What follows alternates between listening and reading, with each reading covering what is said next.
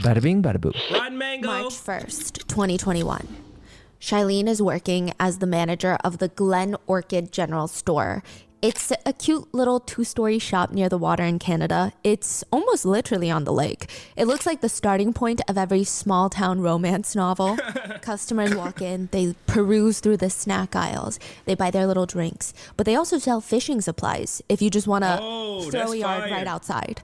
If you're hungry, you can buy fresh fruit, fresh produce. Oh my There's gosh. picnic tables outside and they sell full-on, full-course meals. Dang. It's a cute little community cottage shop. Bro, ain't nothing better than those little community spots like that, bro. Shailene, the general manager, she pulls up to the parking lot at around 6:30 that morning.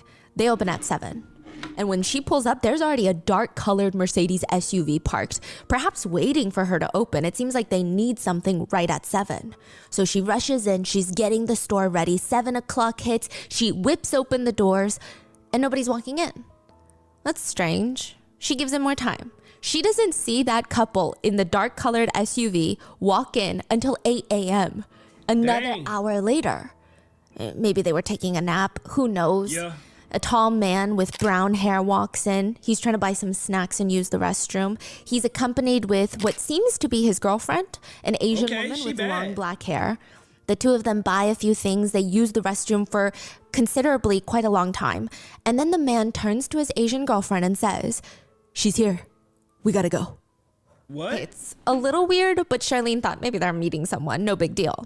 Later that day, she goes to clean up the restroom and she's taken out the wastebasket when she notices that there is another black plastic bag inside the trash can. And she's like, you know what? Let me just open it up. What? She peeks inside. Nah, red flag. What are you opening it up for? This is one of them situations where I'm minding my business. You see another trash bag at a trash bag and you want to open it up? Nah, not me. 40 bullets are inside the bag. Why are there 40 bullets in here? There's clothes, sweatpants. 40 bullets used or unused? Unused. But still, Whoa. who just trashes bullets? That's crazy, yeah. Clothes, she pulls them out, tiny bits of blood on them. A phone charger with blood. And then she pulls out a key, car keys to an Audi Q5, a luxury vehicle. Who just throws away car keys to a car like that? And a blonde wig. A blonde wig? So strange. She thinks it's so strange. In fact, she immediately calls the police. She tells them everything. Okay, and ma'am, what did the couple look like? Oh, very good looking. What?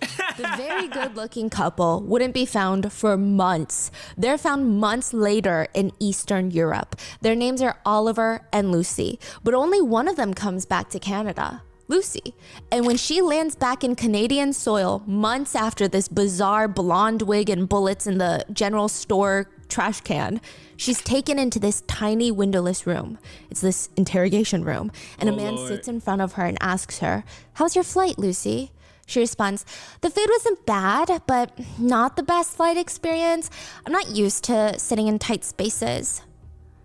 The officer chuckles. Yeah, flying coach is a little bit, and I feel really bad for the officers that had to come and get me because they had to make stopovers, layovers. Oh, before they met with you. Yeah, before they met with you, Lucy, our service allowed them to take some annual leave time, so they got some time to see the city and the sights. They weren't that inconvenienced. She puts her hand up to her heart. Yeah, me and my mom was really concerned about that, and we offered Interpol to tell them that we'll fly them private, but Interpol declined the offer. Yeah, we can't accept things from things like that. We have to do things we have to follow the rules. Wait. Oh yeah, she a good conversationalist. You gotta watch out for people like this. I ain't gonna lie. People who could talk this good, bro. Watch out. I'm telling you, I'm putting you on game, bro. Especially if you're in a relationship, guy or girl. You know what I'm saying? You gotta watch out for people like this, because they'll get to talking and talking and talking, and you'll forget what you even there for. You know what I'm saying? Like, bro, if you done been there, if you know, bro. Her mom wants to fly Interpol police in a private jet? Yes, from Eastern Europe to Canada. How much Lucy money she honestly got? just felt bad for the Canadian officials who had to practically babysit her on this international flight, flying economy. The officer responds, "Oh, thank you for the offer, Lucy, but we can't accept things like that from The detective looks like he wants to say, like suspected murderers like you. This is the murder case of what some people have deemed the Asian Kardashian sisters and What? how one of them committed murder. The Asian Kardashian sisters. I ain't never heard of them. But she pretty.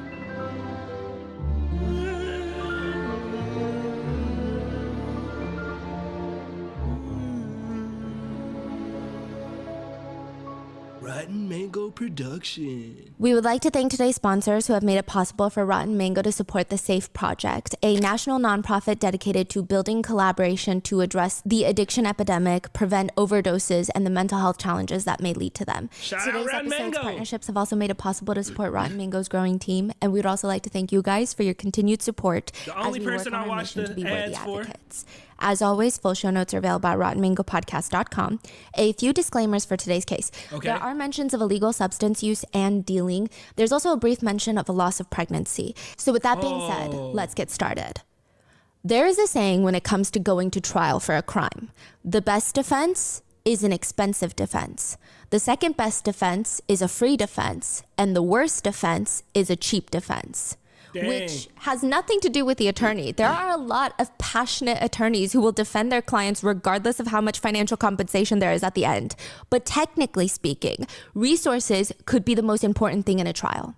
Dang. I bet not ever go to trial. You know, I don't do anything illegal, and I try to stay on the straight and narrow because I want to live a long, very, very straightforward life. I don't want any of those problems. I got anxiety. I couldn't do it. I would be stressing. I got pulled over like twice in my entire life. And one time I got a ticket and I was stressed out, like literally breaking out in sweats, scared for my life. I can't do that. But I'm glad that Rotten Mango put me on game, because if I do go into it, it's either gonna be cheap or free. I can't, I ain't got no type of money on. For high profile criminal cases that's gonna go to a full trial, a top criminal defense team could cost hundreds of thousands of dollars, if not in the millions of dollars range. What? O.J. Simpson's dream team defense, adjusted for inflation, would have been anywhere between $15 million now.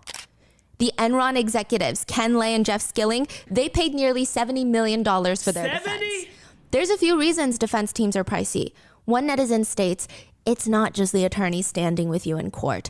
That money pays for half a dozen associates that are sitting in the office solely working on your case, researching every issue, cranking out quality motions at every possible point. It's the private investigators that are digging up every witness and shred of evidence. It's the team of 10 all-star Jesus. experts, forensic experts, psychiatrists who are going to wow the jury with their resume and with the way they present the evidence in a way that favors your case. It's the jury consultants that are going to get the best jury panel in that box for you. That's How much did P. Diddy pay for his? why money makes a difference. There are plenty of public defenders and cheaper defenders, criminal defense attorneys who have tremendous amounts of experience and are as sharp as any celebrity lawyer. But when you buy a defense, you're not purchasing individual attorney talent. You're bankrolling an army. Dang. Another netizen comments, on top of that, powerful people play with powerful people, meaning high-profile criminal defense attorneys that get paid the big bucks likely go to parties where the judges are, where the prosecutors are. Yeah. They probably have better connections and Inner friendships, circle. which can help negotiate plea deals or reduce charges. Which, if accurate, and there must be some truth to it, that there's so many instances of people buying innocence, it's severely depressing. Maybe a topic for Facts, another day. though. Today, though, we are talking about one of the most high-profile, established criminal defense attorneys in Canada, Liam O'Connor. He's well known in Toronto for I ain't gonna lie, this dude looked like he could lie his ass off. He looked like he cheat on his wife. I hate to be that guy. I'm just being honest. I'm calling a spade a spade. You telling me you looking at this dude above me and you don't think he looked like he cheated on his wife and she just don't say shit because she know he got money? Like, bro, this dude... getting defendants off for things like the attempted murder of a Toronto police officer, alleged hate crimes, conspiring to kill two people at the same time. I mean, you could say he knows what he's doing. Yeah. He knows how to defend people. And in the case of Lucy Lee, who some people have dubbed the Asian Kardashian of Canada, he seems to be taking a slightly different approach, a unique approach. He's defending Lucy Lee, an Instagram model and daughter of a wealthy Chinese businesswoman, a well-connected, powerful businesswoman. And in his defense, he states to the jury, Lucy is a distinctively flawed individual. She is naive. She's superficial. She's juvenile. She is entitled. She is immature, sometimes irresponsible. She has terrible taste in men, which is not yet a crime, right? She is full of moral failings. She is perhaps the stupidest person in the room, or possibly on the planet. What? This is what she's paying allegedly maybe close to 7 figures for? But not because none of that is a crime. Yeah, none of that is a crime. And that seems to be the reasoning that he offers on why she tried to murder 2 people. What? Lucy Lee is the eldest of Bro, you can't be so stupid that you're trying to murder people, bro. 3 triplets. The Lee family consists of the 3 triplets and the 2 other siblings. I think that's why also the Kardashian comes into play. It's a huge family. And Lucy is the eldest of all of them. But let's mainly focus on the triplets. It's Lucy, Caitlyn, and Jane. Lucy is the oldest by 5 minutes. They actually don't go by the name the Lee triplets. They go by the Mia triplets. I'm not sure why. Mia? That's what they call themselves. And I cannot exactly tell you how famous the triplets were. I've never heard of them. It seems like they were pretty well known in the Toronto area, but a lot of their social medias have been more or less wiped. They would post in bikinis. Okay, I'm seeing it. I ain't gonna lie, some of them kind of done up a little. I would never date nobody or shoot for somebody like this. I feel like it's just too much. They probably not even my demographic. I like super smart girls, chocolate. You know what I'm saying? But not to say that they not pretty. They one of them like Instagram model pretties, the type of women that you would never see in person, but if you saw them, you would probably look like. Or other slightly revealing outfits, the 3 of them. They're beautiful. I think a lot of people were intrigued by really pretty triplets. Yeah.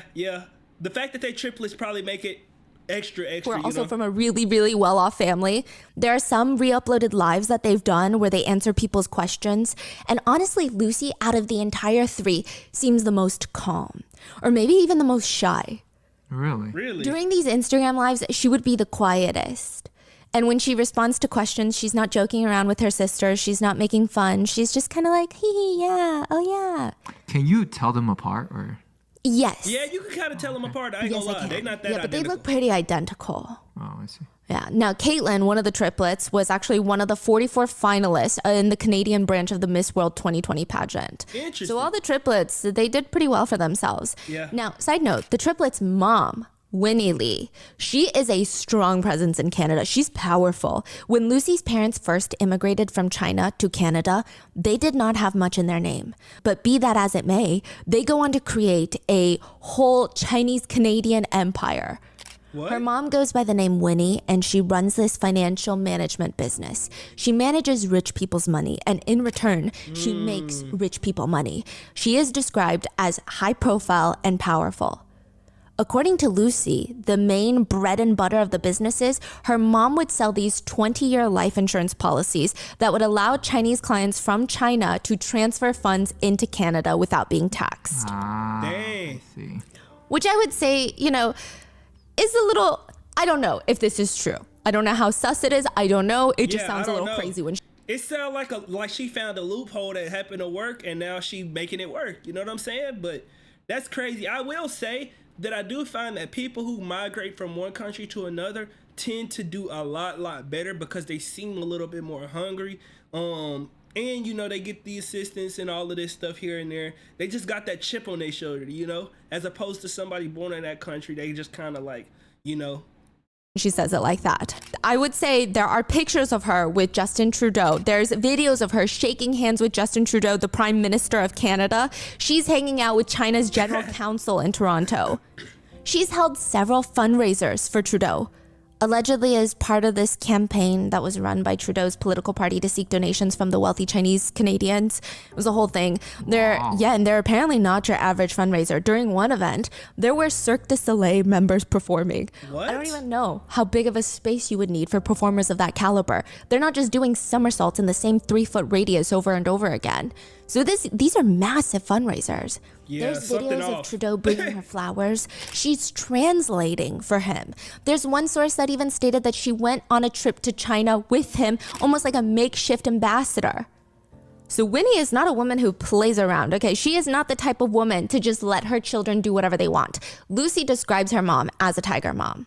Her 3 girls, the triplets, they had founded Canada Youth Funding Association when they were just 13 years old. They had hopes of uniting all children to learn, grow, and experience. I don't know what they did, but that was the whole selling point. The 3 triplets at Yes. 13-year-old founded A foundation.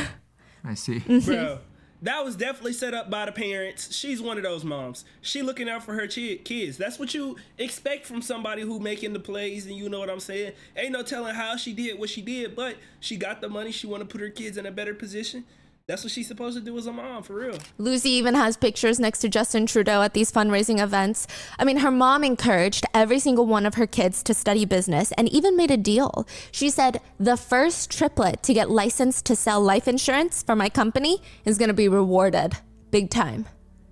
It said every month she would host these little family dinners that feel more like company dinners, which is very reminiscent of LVMH, if you guys want me to talk about them one day. But if one of the family members makes a mistake during that dinner, the whole family has the opportunity to comment on it, just publicly shame them. They can comment on whether or not it's mom's fault for not teaching them better, whether it's dad's fault for not foreseeing such an event, or if it's their fault for knowing not to do something and still doing it anyway.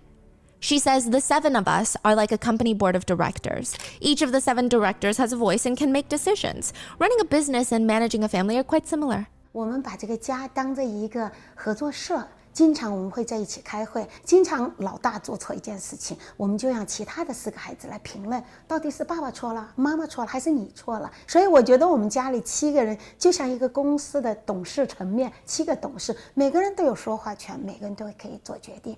So Where's the family aspect? That's what I'm trying to find out, because this could get very draining very quick. They not gonna, like, what happened to getting at the dinner table, eating, and being like, how was your day? Bro, what the hell? her kids are doing very well. Winnie would even go on these panels to talk about parenting. During one speech, she is introduced, and this is what the host has to say about Winnie Lee. Every time she appears in public, Winnie, she speaks quickly and decisively, giving the impression of a powerful woman. Yeah. Nobody would guess that in her personal life, she is the mother of 5 children.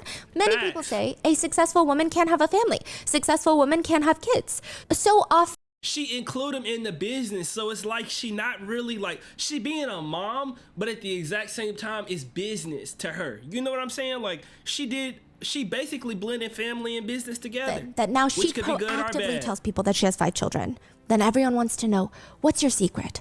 Managing a thriving career while raising children. They are part of it. Winnie is clapped onto the stage and she says, Ladies and gentlemen, good evening. "It is my 5 children that forced me to succeed." She says raising children is all about having them try to succeed on their own. She states that when the family was much younger, they would have these family trips planned, yearly family trips, and she would have each of the children plan out the entire trip, handle all the good. travel arrangements. Dang. Even if they saw a mistake in the works, the parents would see something bad was about to happen, they did not interfere. During one trip, she was talking about how she taught the kids to wake up on time. She says, for example, I always hear others say, "Oh, my child doesn't wake up even after being called so many times in the morning to get up." That does not happen in our family. I told my husband that on a trip, if we have a 6 a.m. flight and our child does not wake up, we will not wake them up. The whole family will not return home instead, and they will have to beg on the streets for food. And they said, "Mother, that is way too stressful. We will just wake up." They set their alarms and woke up the next morning at 4 a.m. In fact, they knocked on our door and said, "Mom and Dad, if you don't get up now, we're going to miss our flight." It's all about cultivating leadership skills and independent thinking. Her husband says about Winnie, "Some say my wife is a powerful woman, but I think she is an excellent wife and the best mother." Dang. I ain't gonna lie. I'm a little stressed just hearing this. I ain't gonna count. How would you feel if your mama told you, and I believe her ass too. The way she talking, I believe her, bruh. Winnie herself would tell her kids that this is a crucial time in their lives. They need to all grow up and become a powerful, successful woman just like their mother, aka herself. So since the day that Lucy turned 17, she has been working as a financial advisor for her mom's business, which I don't even trust most financial advisors, period. But a 17-year-old financial advisor is crazy. is insane. Like, maybe she's just that smart. In 2019, Lucy decides, I might just try to figure out if this is what I really want in life. So she asks her mom if she can take some time to figure her life out. Paid, of course. A monthly allowance would be non-negotiable, of course. So that's what happens. For 2 years, the triplets go on to become Instagram famous. The Mia triplets, where they would model in lingerie or swimsuits together. They would make around $500 to $1,000 per sponsored post, which they said was not really money. It was just fun money. They like doing it more than anything, okay? One of the sponsors even sent her a free blonde wig that she really utilizes. Now, it appears her mom is very supportive. Lucy's mom would even go on to state this about Lucy, how her eldest was admitted into Harvard. Yes, the same one that the attorney called possibly the stupidest person on the planet. Now, how they gonna get past that? Lucy's mom says, when my daughter got admitted there, I found it particularly strange. Her grades were really poor when she was young, but it's about what label you give your children. Our eldest child is now succeeding at Harvard. I was very puzzled. I said, Lucy, why did mom think your grades were always not good when you were so young? Why is it that now at Harvard, a notoriously difficult school, you can get such good grades? She told me, Mom, growing up, you always told me that my grades are not good. So I always felt like the dumb one. I would just go to school and just sit there. Whatever. I'm stupid anyway. Why should I study? So I would sneak out and play, you know? And I told myself every day, I'm stupid. No. My daughter tells me. Now this is what I want to tell others. Do not put a label on your children. She says that Lucy has now taken away that label and she wakes up every morning and says, I am smart. I am smart. And as a result, she's been studying. Her grades are good. The teachers have responded well, the professors. So I asked children, you are the best. Do not label yourself. Thank you. That's her speech. She forgets to mention that her daughter Lucy goes to the Harvard Extension program, which, okay, side note, I think any sort of What is extension? education is an admirable thing. It does not matter. But it is a bit misleading that she talks about it in such a preachy way. 我跟我的 Lucy 也是我的大女儿，哈佛大学的高材生。 And again, this isn't even a point I would bring up, but she uses it to promote her businesses and to gain more influence in the area. Yeah. See, look how incredible my children turned out. I'm very credible. It is at least a little bit misleading. Yeah. Netizens have said about the Harvard Extension program, quote, it's a bit embarrassing. It's a total waste of money. It looks tacky. It's the equivalent to taking one online continuing education class at Harvard and then listing it on your resume. Dang. Another one writes, I'm a recruiter and 100% it does not hold the same weight as Harvard. It's the equivalent of having a degree from Grand Canyon University because almost anyone can get in as long as you pay for it. Oh. Again, any education is good education, but the way she's presenting Apparently it's not from what he talking about. it is goofy, okay? A lot of netizens point to the fact that there are actually really, really good extension programs out there. I think Georgia Tech has a good one, MIT has a good one, and they say I heard that MIT really people good. only choose the Harvard Extension School so that they can say Harvard. Like no other reason really. It's not the best program out there, especially for the amount of money it costs. They say it just doesn't look great. Dang. So in this context, it does feel a little bit misleading. But fine, the messaging at the entire speech is do not label your children. That's it, which is a good message. Yeah. But the courts have already labeled Lucy as a killer. Lucy is brought into a small windowless room in Canada, the interrogation room, and she makes herself comfortable. I don't know if she asked for it. I don't know if they gave it to her. But you see her walk in. She's pretty smiley, and she's draping a police-issued blanket over her. Kind of like how I drape my scarf over me today. That's how the blanket is over her, but it's a full-size blanket. What do you mean police issued? It has like police on there? No, but it looks like they're handing it to her. I don't think they would let her just wear that. Yeah, her own So blanket. she's draping it over herself. I feel like her energy is more on par with the demeanor of me going downstairs to watch Twilight. Yeah. It's just very strange. And she just plops onto one of the chairs. And she starts off by saying, I feel really rude, and I don't want to not seem like I don't want to cooperate.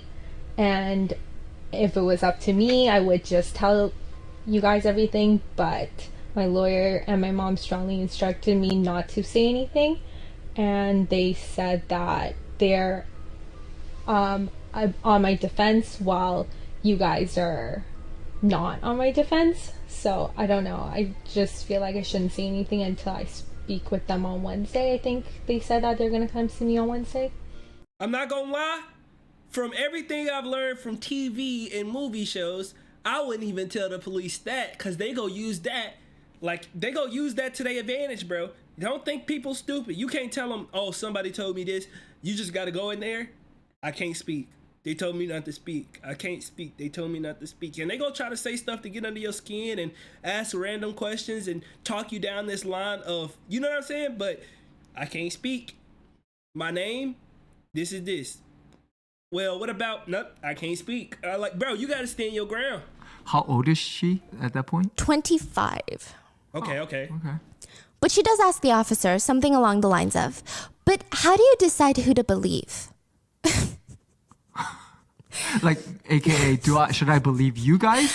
Or should I believe my mom and lawyers? Yes. But also, like, why don't you guys believe me? Like, are you guys going to believe me if I tell you something? It's just so bizarre.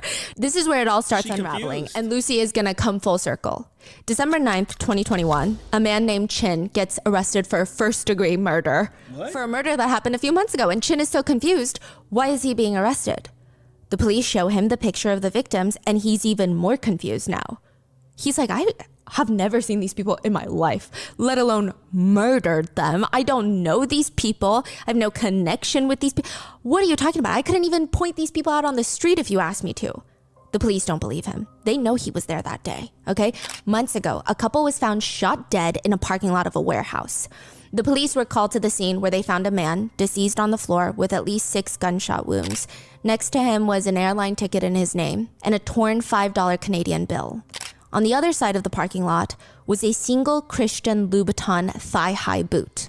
The deceased man's name is Tyler, and his girlfriend Jordan had been rushed to the hospital, but things weren't looking good. She had been shot in the heart. When the police start chasing all the possible leads, they find that a number was in the exact location as the couple during the shooting. Chin's. The cell records show that he was there. Dang. He was there the day that they were killed. And Chin is arguing with the police there was no way he was there that day. I mean, prove it. They whip out his cell records. He was in fact there. This is when Chin starts sharing this very wild story of how he has I have a friend named Oliver. Chin argues that he's known Oliver for what, like 10 years now? They worked at the same restaurant before they were friends. And when friends ask for weird favors, you do it. You don't ask questions. You just kind of do it. No, I don't. No, the fuck I do not, nigga. If a friend asks for a weird favor, I ask questions. That's what I... The odd favor that was asked of Chin is he needs to swap his SIM card with Oliver's wife, Lucy. For what? Lucy said her family tracks each other's locations on her phone and they have this very important meeting and she didn't want her family to know about it. So she has to leave her phone at home, but without a phone, she can't really call in case of emergencies. So he needs to swap SIM cards with her. Man, hell no, bro. Hell no. Swap SIM card? I need my fucking SIM card, nigga. What you mean? If I swap SIM card with you, what's gonna happen if an emergency happen to me? Why you... Bro, hell no, bro. It's a huge ask.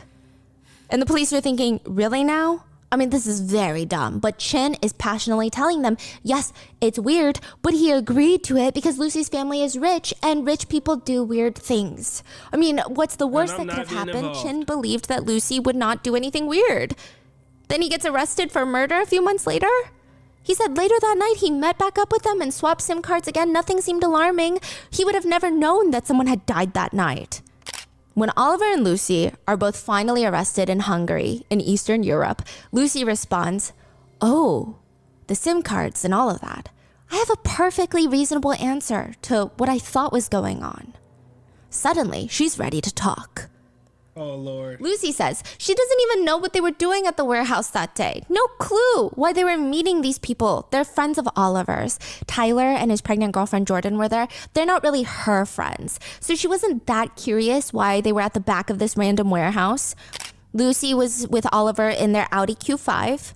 The other couple, Tyler and Jordan, arrived in their Range Rover and all 4 of them walked out to the back door of the facility and it was locked. because of course it was locked and they don't have the key. So it's a moment of confusion. But since it's February in Canada, Jordan says she's really cold. She's pregnant. She's going to get into her Range Rover and turn the heat on. Lucy joins her in the car. She gets into the Range Rover and the two of them are just sitting there.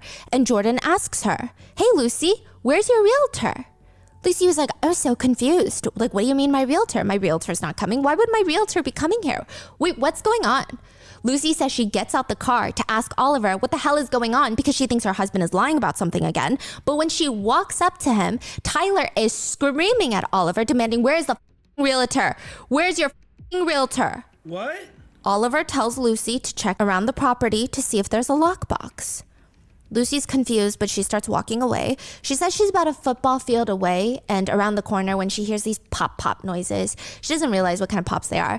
And she goes back to investigate because it was kind of loud. And she sees Tyler on the ground. But she's not wearing her glasses, so she doesn't know why he's on the ground. She just thought, like, that's weird. Yeah. And Oliver screams at her to get into the Audi.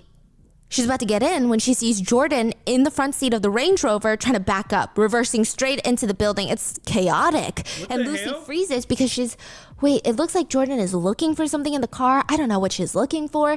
Finally, after what feels like forever, she snaps out of it and realizes that Oliver is screaming at her, "You're everything up. Listen to me. Get in the car." She finally jumps into the Audi. And that's about it. It's just very traumatizing. Wait. Jordan was backing up a car? In the Range Rover. Okay, and then what happened? And then they just drove off in the Audi. And then she just thought it was weird. And she thinks later Oliver went back. I don't know. Shawty might actually be fucking idiot, bro. No, she's saying it was just weird. It was traumatizing. She might Her actually belief in be that stupid. moment was that Oliver had run Tyler over, probably by accident. Oliver.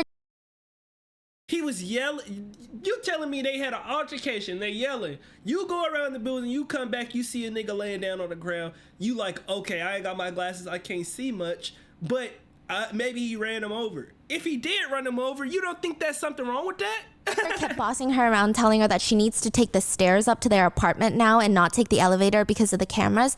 But she's so exhausted and she's terrified. They also live on the 34th floor. She remembers, so she's like, I'm not doing that. She says she just remembers squatting down in the middle of the stairwell, sobbing because she's so confused and scared and traumatized. And why is she walking up 34 flights of stairs? That night, Lucy says there was no way she could fall asleep. It was just a lot. Duh. She checks the clock. It's 2 a.m. and she gets on her phone and she reads an article about a shooting that said a man and a woman were shot.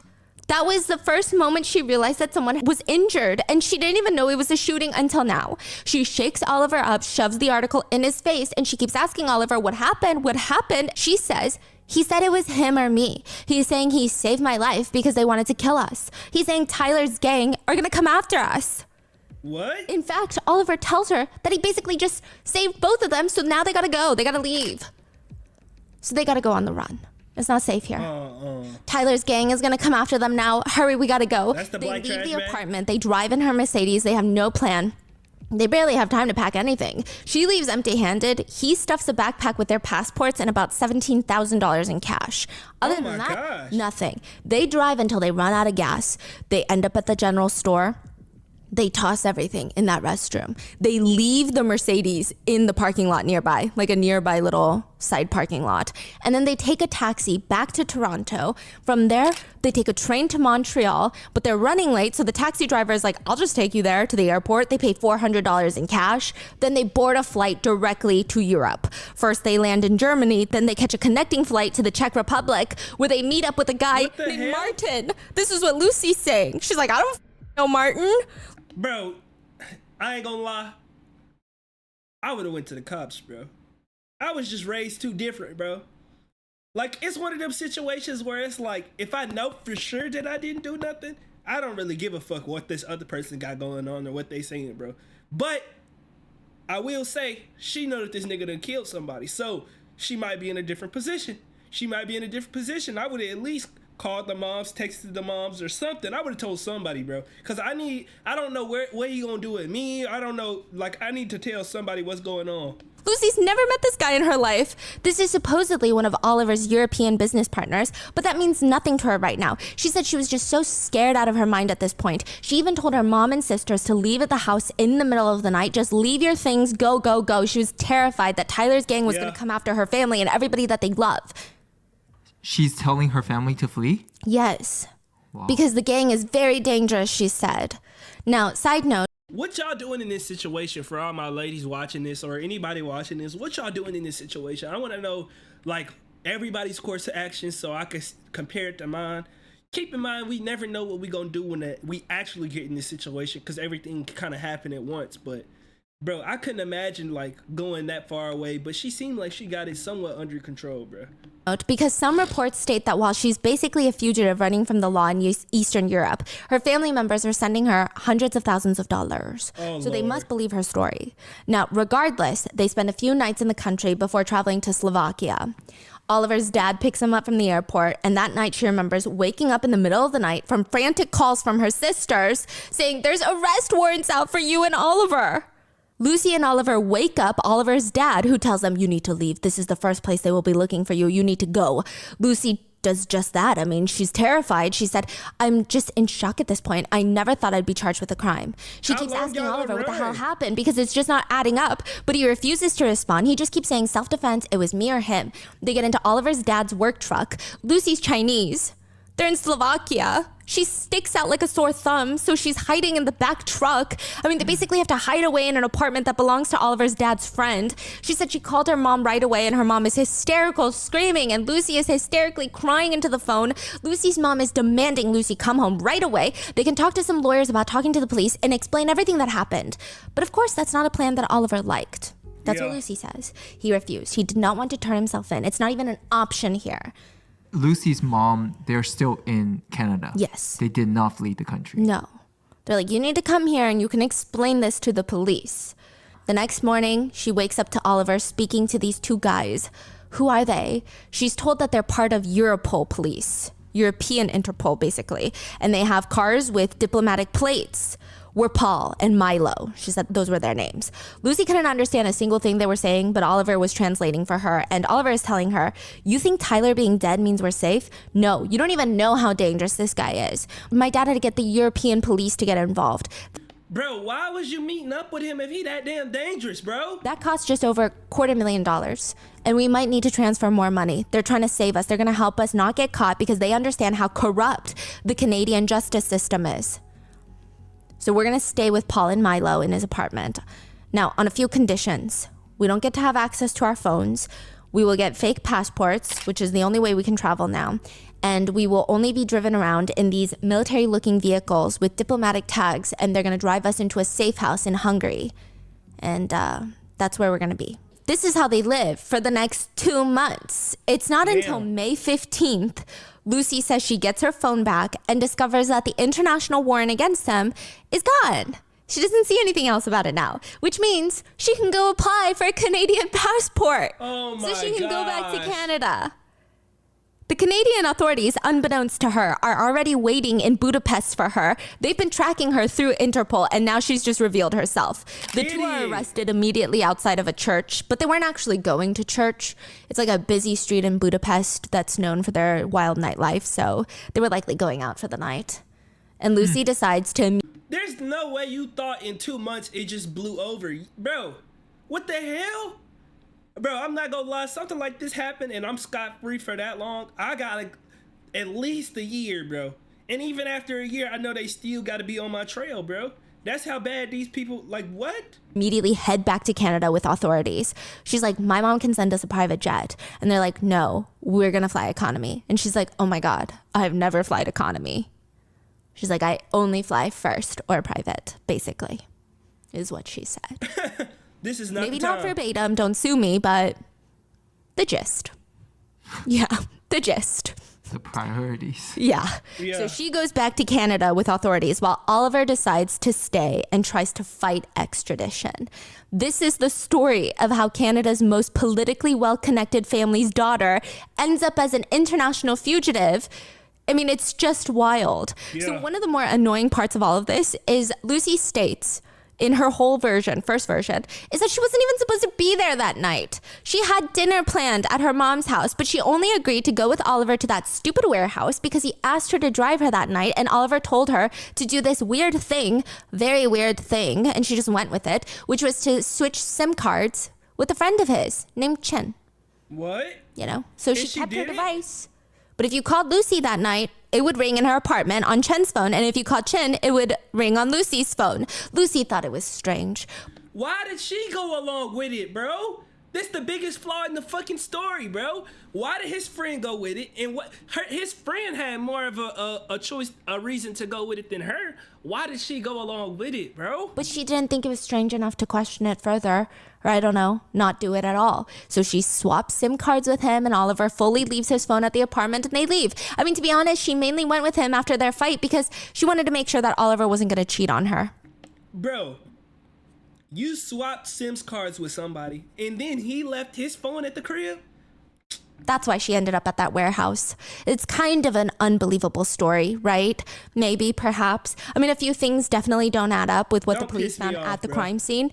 A lot of things don't add up at all, and some parts of the story just don't make any sense. It's They just got it on nonsensical. camera, right? But who's going to argue her story? Both victims have been shot.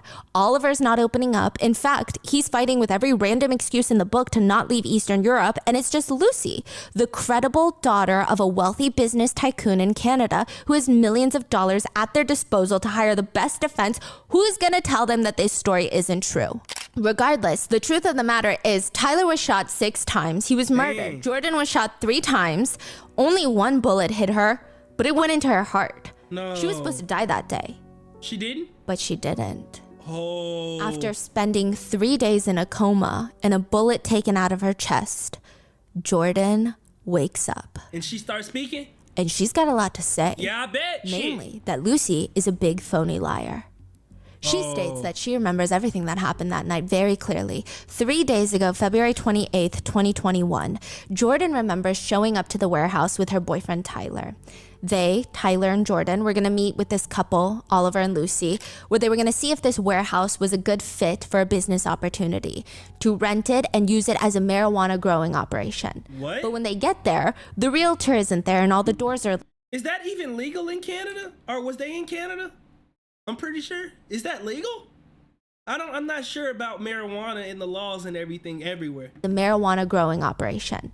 But when they get there, the realtor isn't there and all the doors are locked, which is very annoying. They have to wait for the realtor now in the cold. Tyler and Jordan get into the Range Rover to wait. They turn on the heat. Jordan is in the passenger side. Tyler, her boyfriend, is on the driver's side, turns on the car for her. And then he waves over Lucy and is like, hey, come sit down. It's cold. So Lucy slides into the driver's side. Jordan says Lucy won't even look at her. She's just on her phone. She's texting, but she's acting very nervous. It's like the lack of eye contact is a little bit strange. It's not even like she's distracted or just bored. It's like she can't even look at her. Jordan tries to make some light talk. How's your weekend? Good, fine. What did you do? Nothing, we drank on Thursday. Then Lucy just states, oh my God, you're dressed so pretty and I'm dressed like a bum. Which, you know, now that she says it, it is weird. Jordan is thinking Lucy told them that they have dinner reservations after this warehouse for 4 at this fancy restaurant. So yeah, now that she brings it up, she is severely underdressed for that. But Jordan is polite. She doesn't say anything. Jordan just says, but when she comes into the car, she just can't look at me, which I thought was strange. Yeah. Eventually, she gets out of the car, and now my car turned off because the driver's side door had closed. So I guess the car thought it was off or that everybody had left. So she slides. She doesn't exit the car. She just slides over from the passenger seat to the driver's seat while being inside and turns the car back on. She said that's when she looks up at the side and at the passenger side window where she had just been sitting, Oliver is standing there, glaring at her, pointing a gun at her. Oh. And she said, I couldn't move, I couldn't talk, my mouth was wide open, he's pointing a gun at me, he was shaking and his eyes were bulging, and then he says, get out of here, Joe. But I guess he doesn't give her the chance to do that because the last thing she remembers is gunshots going off. Jordan said she heard Tyler's last words, and Tyler had said, Oliver, what the bro? So Oliver had shot Tyler. Jordan's first instinct is to put the car in reverse to try and get out of there. But as she's flooring it, she hears multiple gunshots additionally go off. She had been shot. No. The car slams into the warehouse, reverses. There are clear holes in her memory from the trauma, but she does remember seeing Oliver dragging her out of the car and throwing her onto the cold floor. And they both drove off. They drove off in the Audi and the Range Rover that was Jordan and Tyler's car. And then she just remembers crawling on the road on her hands and knees, asking for anyone. Is there anyone to save her? She's still conscious. Yeah. Yes, and she had That's been messed shot up. literally in the chest. Yeah, and she says it took an hour. And then finally she just heard a woman and her voice kept saying, "Hang in there, sweetie, hang in there." That woman was Annette Bright. The woman had been driving down the road with her boyfriend when she saw what looked like a mangled animal on the side of the road with blood. She just kept driving, but something in her told her, just U-turn. If it's an animal, fine. You can call animal control. If it's something else, it just would keep her up at night. So Yeah. she U-turned, and what need do you people know? like It's that not for an it. animal. It's a woman on the road crawling. She parks the car, See, something like this, I would actually like pay attention to. The earlier when I was talking about the trash bag in the trash can, I probably wouldn't have paid attention to. But this right here, I definitely would have like paid attention to, because that's just something you can't look past. You won't even be able to sleep at night.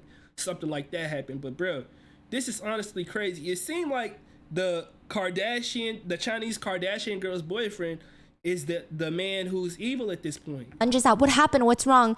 And she just keeps saying, "Help me, please. I've been shot." She could see Jordan is getting paler by the second. Annette's boyfriend is already calling 911. The woman on the floor keeps talking, but the only thing Annette could understand is, "Help me, help me."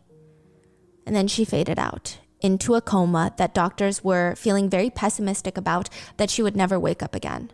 No, that's The worst part of Jordan's story is that while she was crawling down the long driveway of the warehouse to get help, she could see her Range Rover driving back and forth on the main road with her attempted killers scanning, hunting. So it's presumed that they came back and she was gone. Jordan is gone. So they're like, how is she gone? We shot her. How is she not dead? So I think she had crawled into the bushes, and she just remembers seeing them driving around looking for her, practically hunting her. no. This story getting worse She's and also worse. said that she could hear them fighting and arguing. She could hear one of them saying that, "No, for sure she's dead." And the other one said, "Well, we just need to make sure." Wow. After about an hour, they leave without finding Jordan, and that is how she's able to get help. Which, who is Jordan, and why would someone even want her dead? Why would someone Either kill her one. boyfriend, the father of her unborn child, Tyler? Tyler can make up to $1 million a day, Damn. running what seems to be a cocaine empire. I mean, I don't know if empire is the right word, but $1 million a day, that's not a side job. That's Bro, that's an empire. That's corporate monopoly level money. Jordan says Tyler was not a, quote, street level dealer. He would help import cocaine into Canada and sold it to other dealers. So he's at the top of the food chain, if you will. The weed was But gonna she be nothing. says they weren't in as dangerous of a position as the street level dealers, because one of them had been killed once, but Tyler doesn't really have enemies. He's just overseeing and profiting and helping smuggle in the cocaine.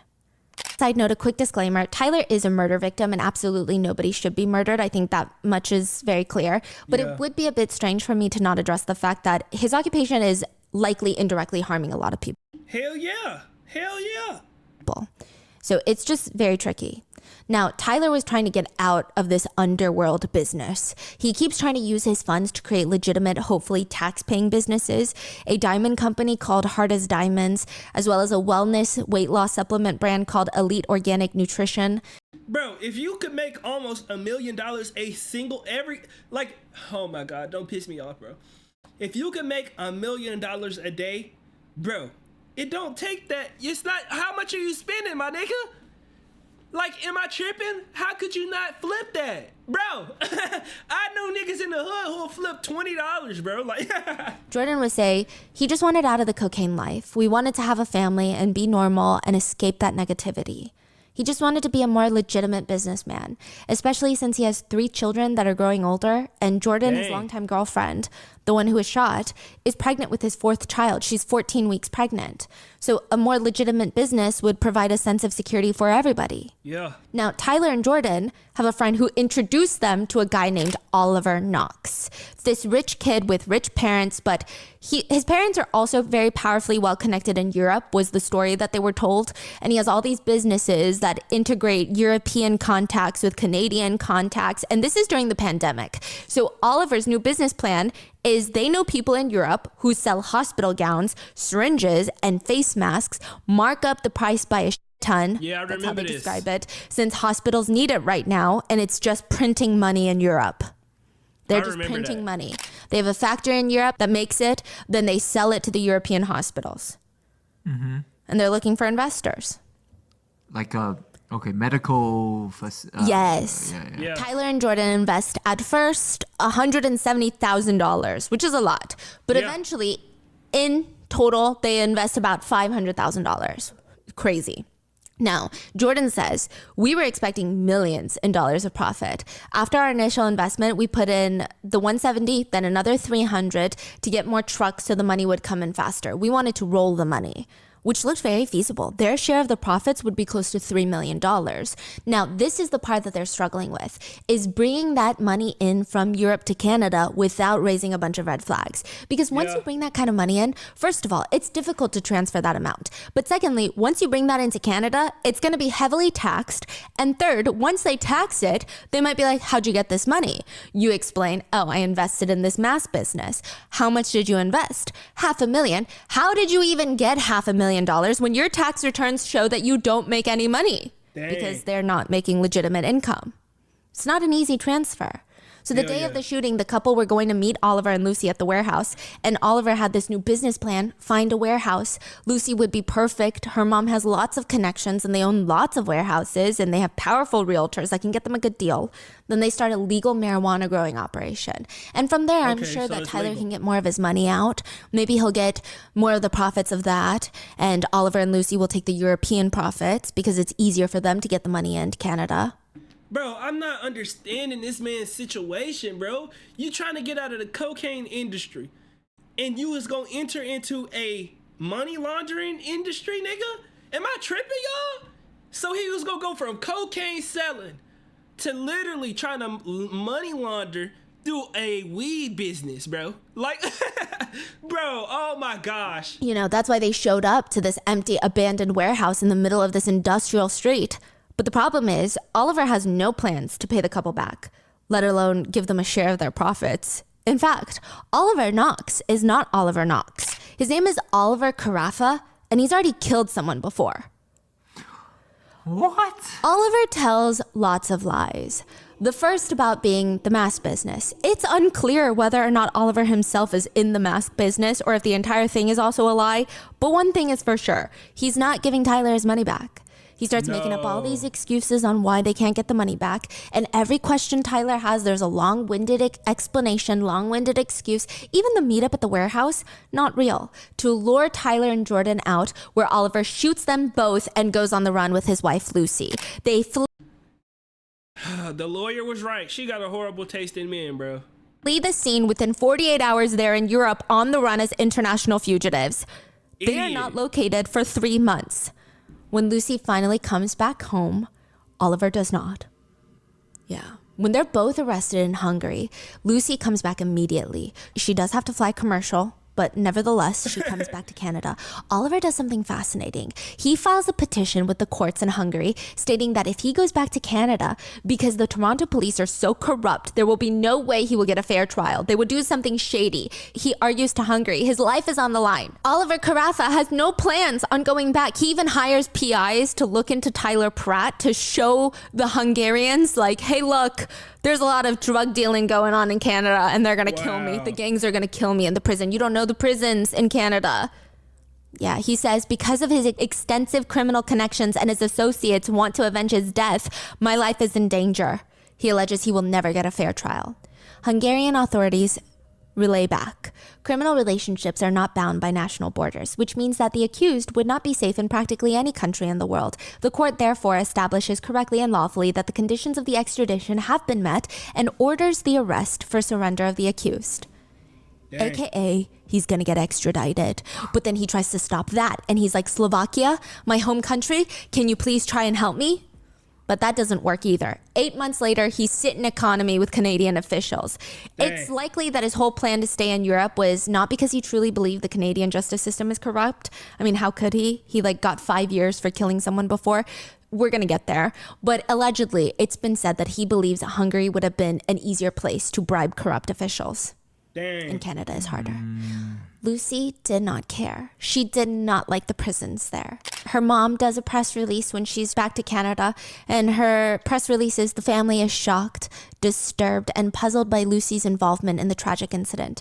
They state that they are sure that Lucy would not be involved in such an incident voluntarily and would not do such a ridiculous thing. At this point, Lucy got to get her lawyers to go against her old dude. Because he had already killed somebody. Bro, this is not a good look. They say we can hardly imagine the shock and anxiety Lucy experienced after the incident. They beg Lucy to cooperate with the authorities.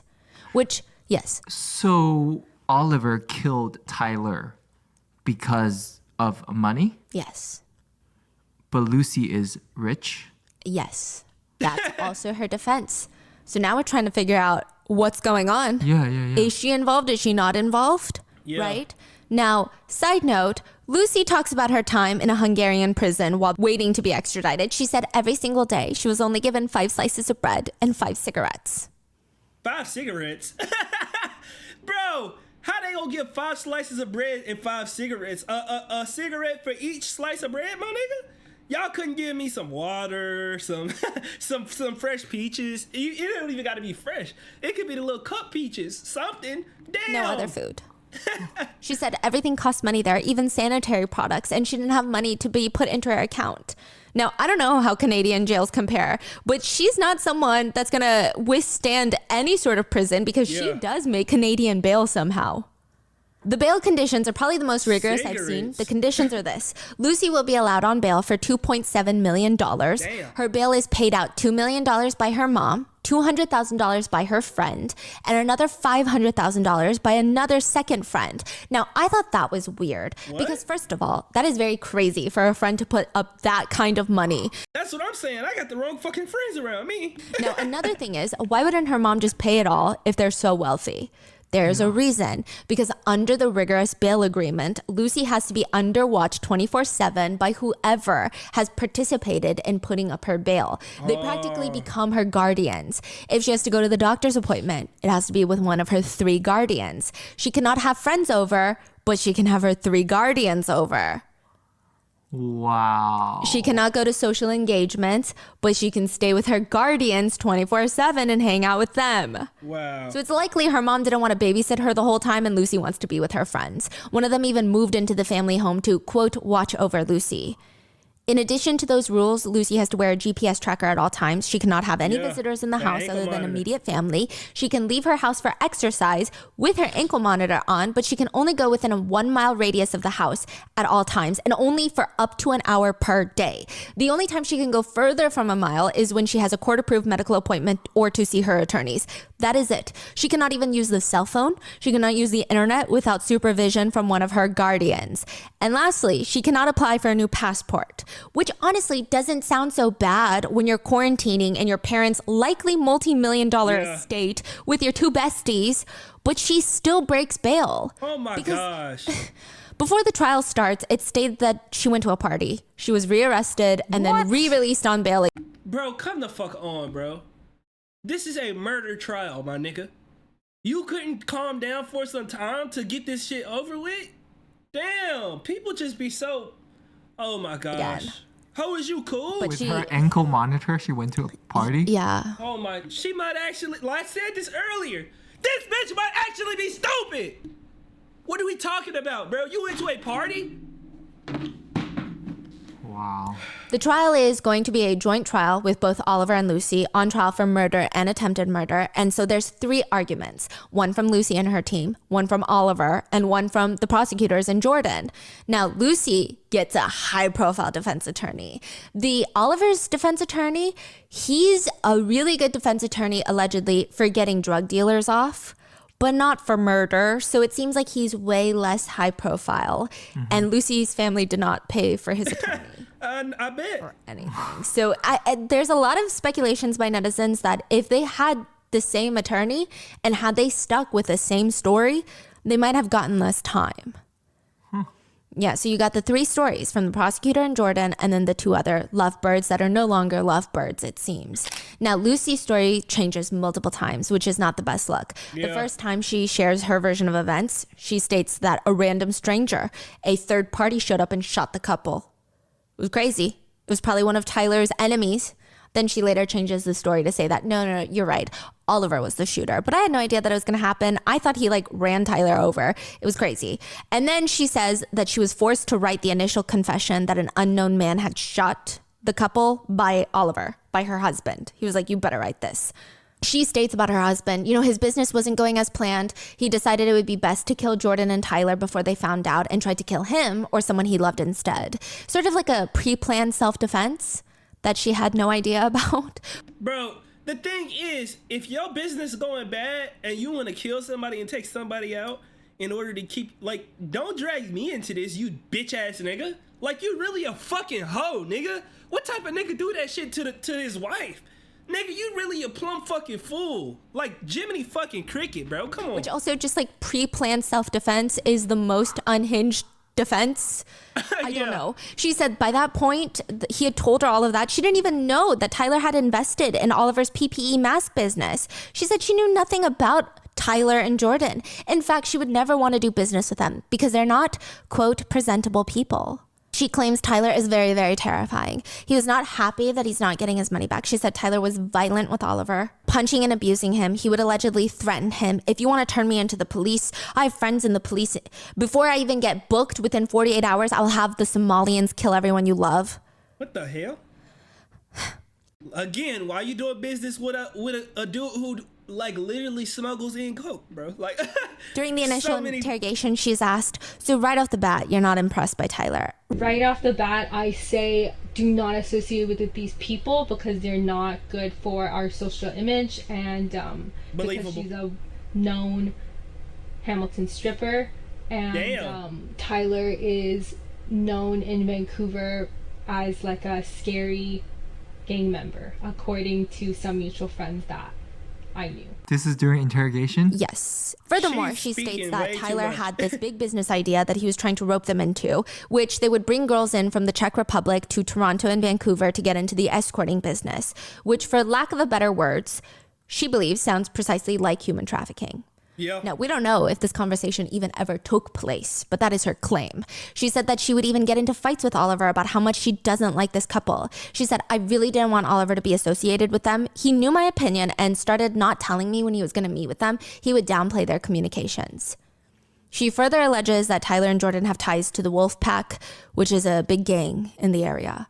And when everything went down, she felt like it was an I told you so moment. She testifies later during the trial. Tyler is very, very scary and very aggressive. He scared me. He's a very big man and very scary. I'm so sorry. What is that I told you so moment? The murder? Yeah, telling Oliver I told you not to interact with these types of people. No. Yeah. This will happen. If you keep, murder is going to happen. It's just... what? Her energy throughout all of this is on par with someone maybe getting into an argument. She's so detached from the real world. Yeah. And what's making me, I'm sitting here thinking, he already got 5 years for murder. How did you end up with somebody like this and you worried about people's image? That's what I'm trying to figure out. You worried about people's image and you date somebody who killed somebody. Yes. Feels like maybe she growing up, she has never faced any consequences. Yeah. So her attitude is literally this lighthearted. And I think the way she speaks about all these things that happened, it's almost this very firm, I don't know where it comes from, belief that everyone's just going to believe her and be on her side. Yeah. Everyone's on her side. I told them, don't you agree? It's kind of that attitude is the vibe. A lot of rich people have that. And the prosecutors are not on her side. They ask her on the stand, you've been telling us how dangerous you thought it was being around Tyler and his gang connections, his drug dealing. But given that fear, you invited Oliver? him into your family home? Oh. Well, it's not as high risk as being seen with them in public. She thought seeing Tyler and Jordan was worth the risk if the business would turn out well for Oliver. But now in hindsight, she says, quote, I guess I made a mistake. The prosecutors ask her, 3 days before the murder of Tyler Pratt and attempted murder of Jordan Romano, you were part of a plan to kill them, weren't you? No, I was not. What you are saying is ridiculous. It's hard to imagine doing something more despicable to a pregnant woman, correct? Correct. You lied to her face, correct? Correct. The prosecutors tell her, the only pattern that has emerged is your ability to lie and deceive and be dishonest. This was a carefully planned murder. Not correct. She states, these people were dangerous. They were trying to kill us or something like that. I agree that there was a murder plan, but I don't agree that I was part of this plan. You don't have a moral compass. Incorrect. I think my moral compass is not right, but I'm not okay with breaking the law and committing crimes, and most importantly, I would never be okay with a plan to commit murder.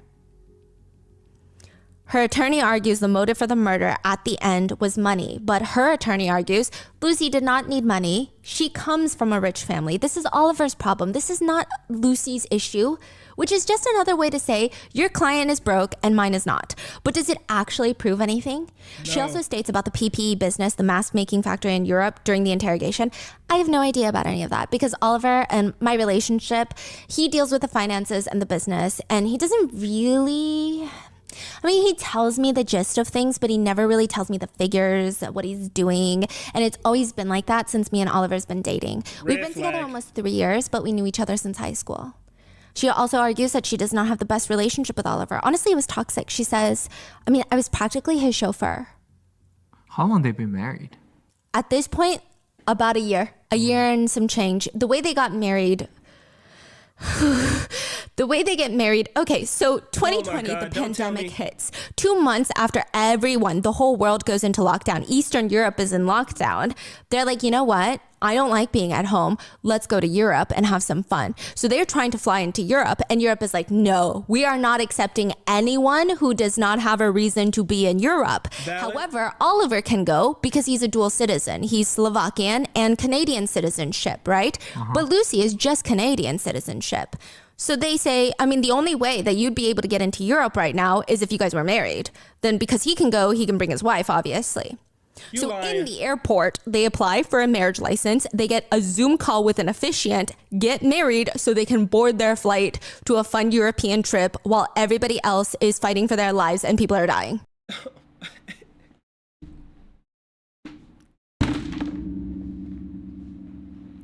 It just keeps getting worse. It just keeps getting worse. Y'all had a Zoom marriage? With a nigga who killed somebody, bro. No. That is wild. Yeah. For a Lucy vacation. is also asked why she wore a blonde wig on the way to commit murder. This was very clearly an attempt to conceal her identity in the elevator to throw investigators off because she swapped her SIM card to make the SIM card look like she was at home. Then the elevator footage does not show Lucy going down to the parking lot. It shows a blonde woman going down to the parking lot. So she could argue, what do you mean? You don't see me leaving the apartment. My phone records are in the apartment. I was in the apartment the whole time. That's what the prosecution's arguing. And Lucy is like, that is ridiculous. The truth is, the wig was from a brand deal that she got on Instagram. So this company sent her a blonde wig. And she would wear it while she had intimate relations with Oliver at times. But she got into this huge fight with Oliver the day of the shooting because she felt like Oliver was always cheating on her. And when she had seen it out and about, not tucked away, not packed, when she saw it out and about, she just assumed that he was going to bring this wig to go cheat on her and have another woman wear the wig because he's got like a fetish for these wigs. Is what she's claiming. So she's like whipping the wig around, asking him what the hell, but he argues with her like she's always crazy. You're always making up stuff. She loses it, completely loses her marbles, throws on the blonde wig. She's like, yeah, you like blondes? I don't know. Okay. But she like puts it on. So I'm assuming that's what she's claiming her energy is and leaves. Kind of like, oh yeah? How's this? Is she leaving by herself? Yeah. Oliver takes the stairs down 35 flights. My thing is, if you mad about him liking the blonde wigs and stuff, I can imagine you throwing it at him and leaving. You put it on, bitch. 34 flights. How did she explain his behavior walking 34 flights? She said, I don't know, he's weird. Everything is like I don't know what he's doing. I don't know anything about him. He's weird. So when she's He walking is into weird. the elevator, you saw the footage, Yes. right? Like, was she hiding? Can you see her face, or You was it- cannot see her face. She's wearing the blonde wig. She has a hood pulled over her head. She's on her phone and it's just weird. like she's like hiding her face, right? Yes. And I imagine if I were ever in this bizarre, likely untrue situation where we got into a fight and I wore a blonde wig into the elevator, I would snatch it right off when I got in there because I'm angry. I'm like huffing and puffing, Yeah. but she's just like, her body is tight. Her arms are close to her chest. Yeah. And she's just standing there in the corner looking down. Wow. She said that she was expecting him to chase her into the elevator, but he did not. That's the story that she's trying to sell. Yeah. I mean, later she changes the story and she's like, okay, fine. I put on the blonde wig because Oliver told me to do. And I just did what Bro, we can't even help you because you keep he lying. told me to do. Yeah. You And you're so saying damn all of this untrustworthy. is under the guidance of the famous attorney?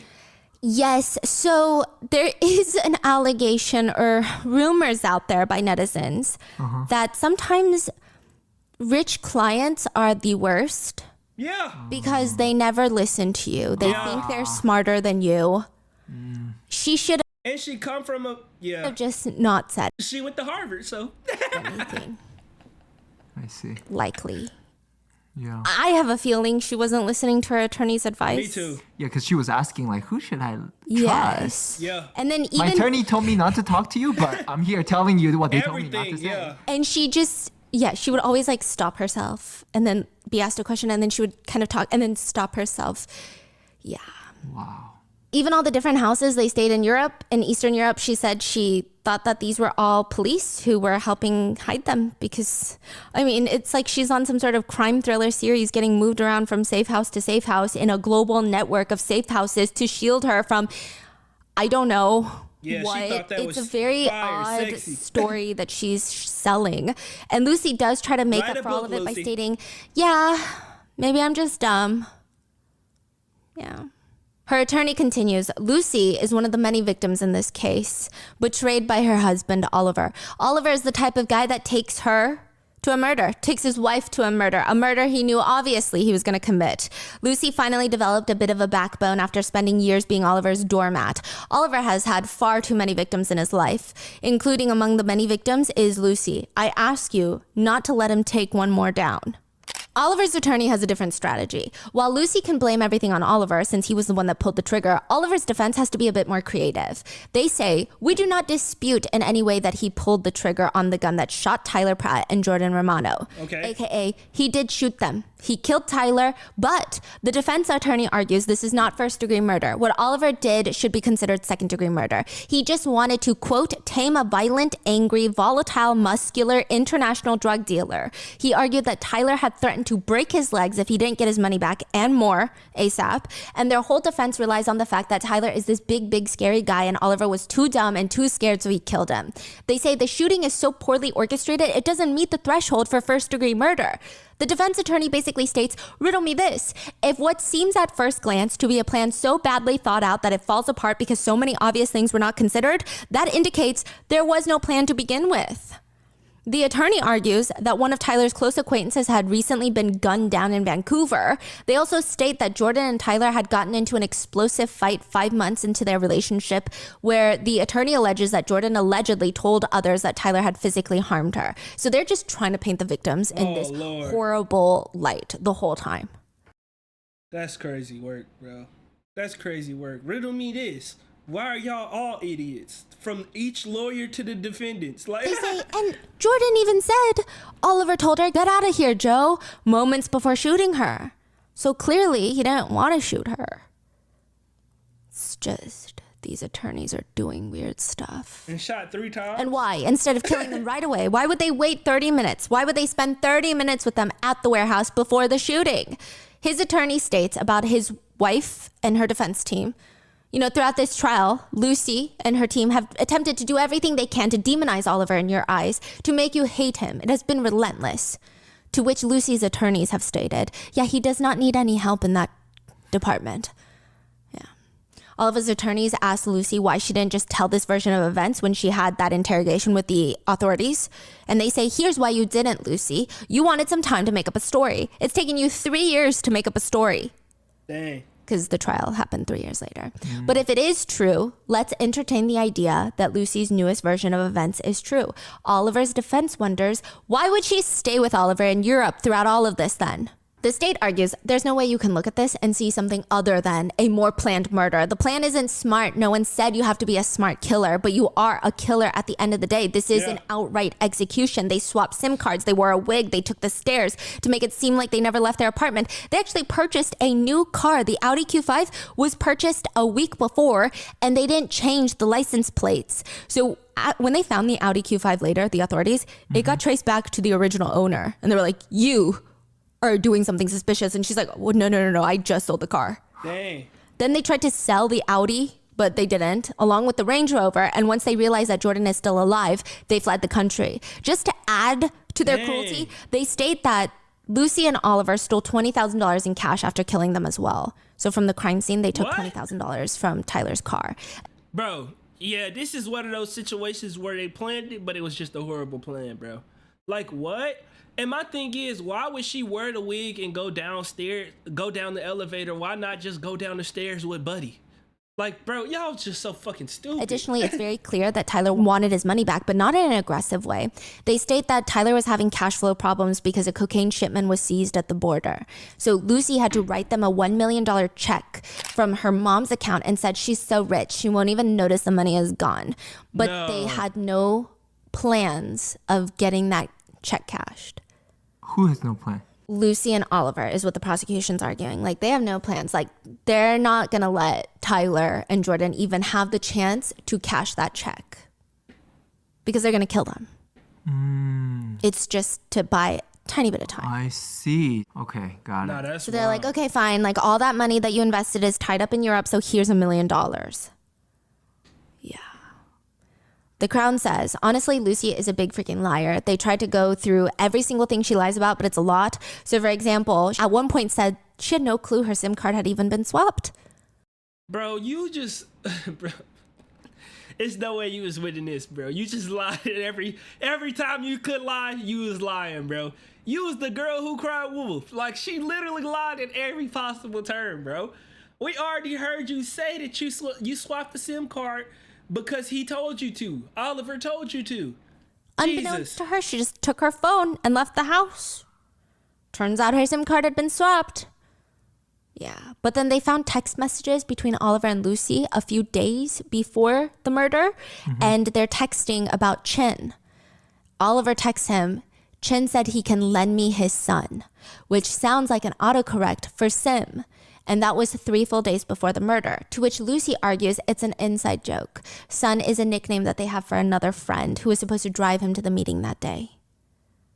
Which the prosecutors tell the jury is, quote, an elaborate story that's quite ridiculous. You don't have to be the world's greatest detective to figure this out.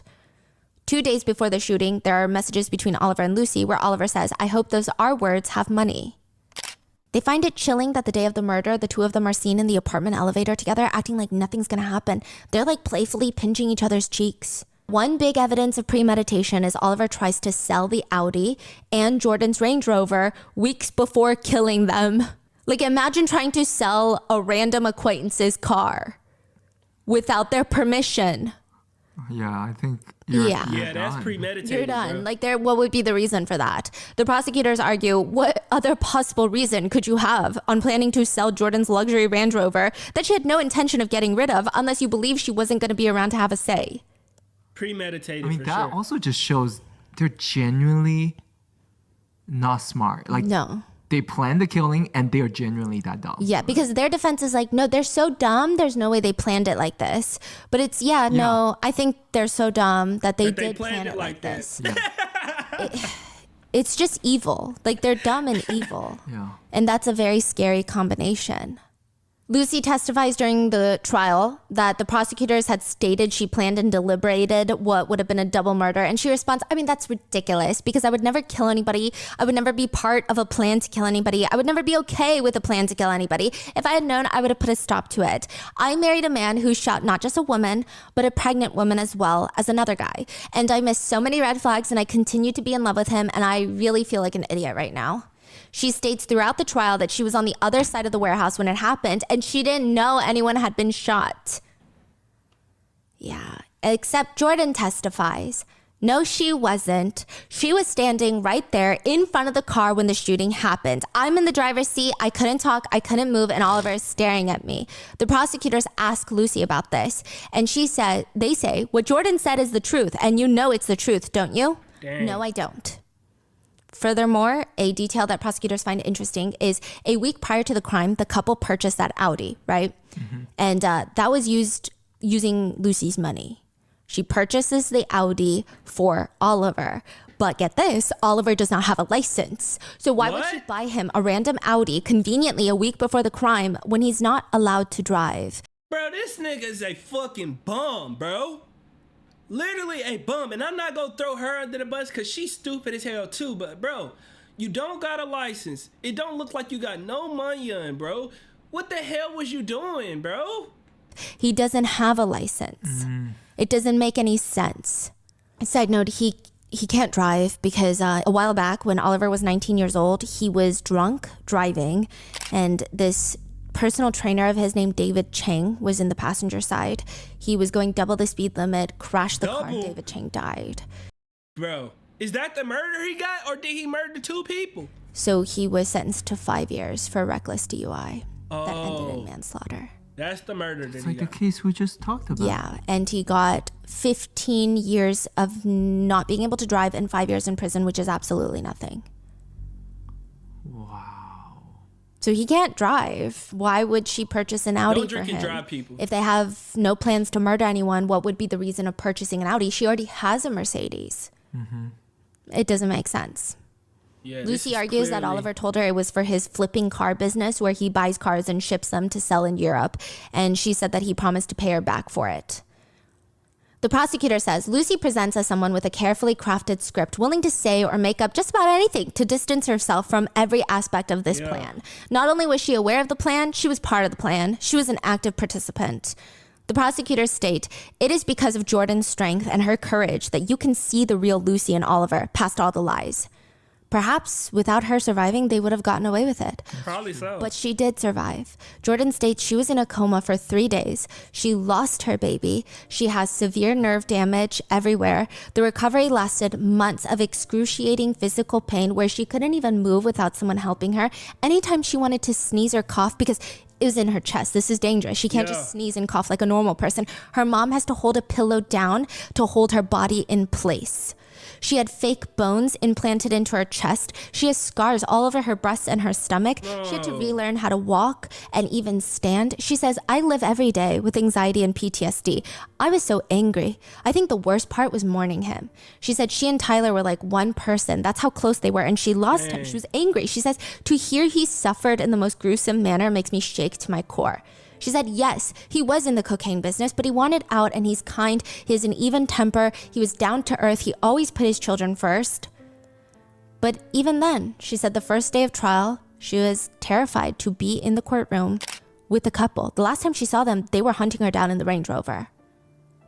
Jordan states, it's crystal clear Lucy was involved. She states, and I really liked Oliver. He was always so nice and caring. Tyler loved Oliver. It was a great friendship. He adored him. We considered them really good friends, and that's really embarrassing. It was all fake. It does seem like Lucy is involved, but I think most netizens are confused on why. Yeah. Right? I don't know if this matters, but this was... Because she was living a fairy tale love story with this weirdo, bro. I'm telling you. She could only see good in this dude. I don't know if it was because he was tearing it up in the bed. She didn't need him for nothing. Like, you know what I'm saying? She was in a position where she had enough money to where she didn't need him from nothing. He was basically there to, be her, whatever. I don't know how to explain it, but y'all get what I'm saying, It's bro. an interesting comment that was posted by God knows who, so take this as seriously as you would take a hedgehog with a fedora on. This could be made up out of thin air, pulled out of someone's grass. One comment claims that they personally know Lucy, which anyone can post this on the internet without knowing Lucy. But they write, I knew Lucy for a few years, right before she got with Oliver again. She's rebellious, and these things totally get her excited. She's always had money, but she wanted trouble. It was never about money. She did it because it made her feel good. That's why I distanced myself from her. Exhilarating. Lucy's sisters are normal, but she's like a different breed and has always been. I totally believe she planned this with Oliver. There was another internet rumor that Lucy allegedly, unconfirmed, whispers in the air, could be made up by anybody, but it stated that she would do this thing where she probably had lots of wealthy friends, right?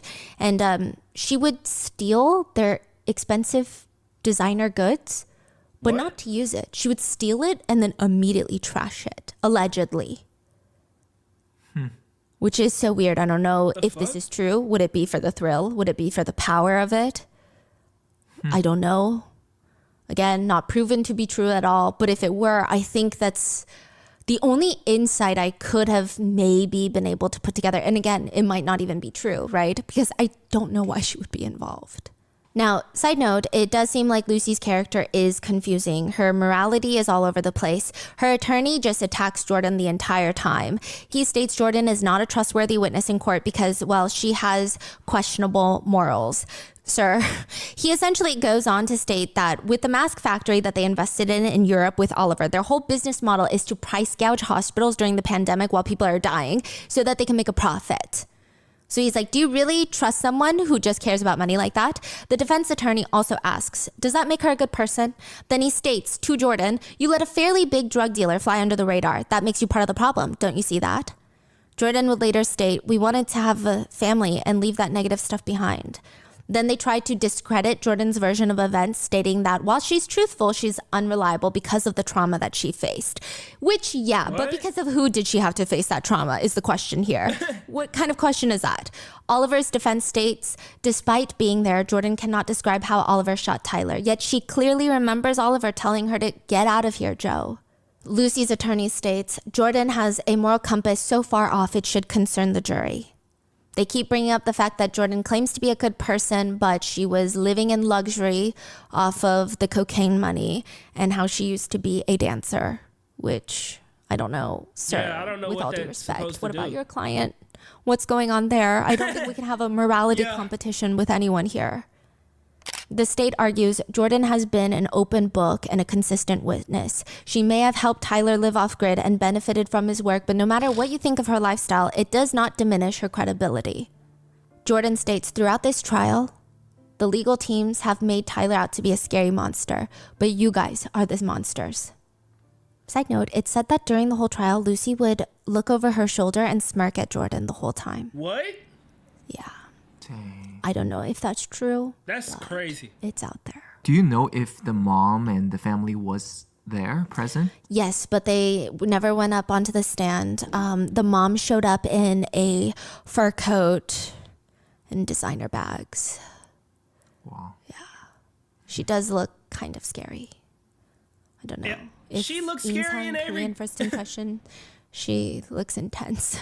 She's always looked intense from the speeches y'all was showing us earlier, bro. Like, that's not a woman you play with. Everybody's family showed up. Yeah. Tyler's family, Jordan's family, everybody was there. The jury takes less than an hour to deliberate. They were found guilty.